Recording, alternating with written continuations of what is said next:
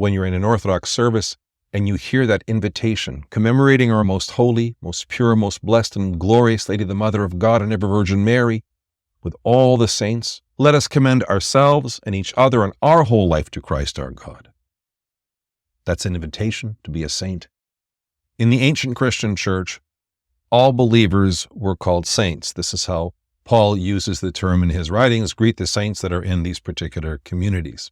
Then as time went by, there were certain people who lived such exemplary Christian lives that the faithful would look at them and say, you see that person over there? That's a real saint.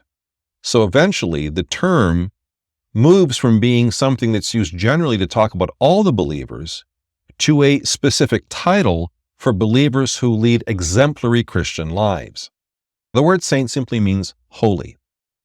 And for something to be holy, it meant that it was set apart exclusively for worshiping and serving the living God. In the temple, for example, if a tray or a cup was called holy, then it was only used for Israel's worship of the living God. We brought the same understanding with us in Christianity.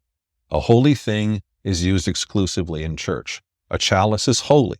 We only use it for the Eucharist.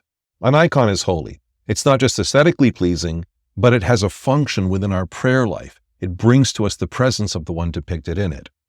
Now, when we talk about making something holy, blessing it, what we are doing is offering it to God, dedicating it to His service, His worship. And when God receives something from us, receives these offerings from us, He gives it back to us more than it was before. We offer to God a physical thing. He gives it back to us, infused with a spiritual reality.